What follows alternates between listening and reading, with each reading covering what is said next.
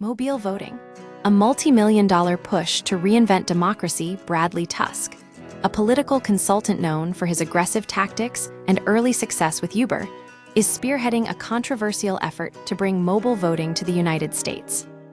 Backed by a $20 million investment and growing, his Mobile Voting Foundation aims to increase voter turnout by allowing citizens to cast ballots directly from their smartphones. The initiative, built around the open-source protocol VoteSecure, faces skepticism from security experts, but is gaining traction in local elections, with pilot programs already underway in Alaska. The problem Tusk aims to solve. Tusk argues that low voter turnout, especially in primaries and off-year elections, incentivizes extreme political behavior. With only a small percentage of the electorate participating, elected officials are rewarded for catering to the most vocal and polarized segments of the population. By making voting more accessible, Tusk believes he can force politicians to moderate their positions and address broader public concerns.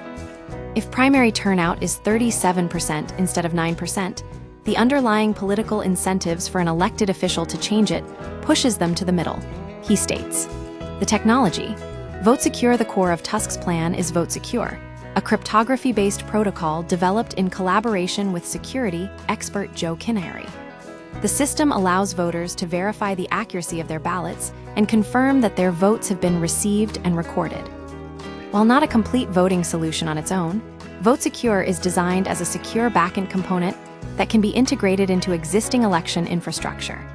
Tusk intends to push for legislation at the city and local levels to pilot mobile voting in smaller elections, starting with school boards and city councils.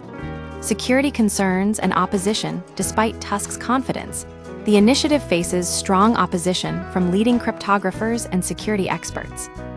Ron Reinvent, co-creator of the RSA encryption protocol, argues that mobile voting is not yet secure enough for widespread use. He criticizes Tusk's approach of pushing for real-world implementation before rigorous peer review and scientific validation. Putting up code doesn't cut it, Reinvent says.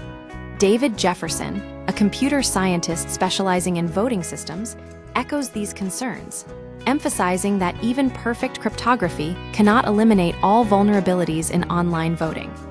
The fundamental risk remains that mobile devices are susceptible to hacking, malware, and coercion, making secure voting a major challenge.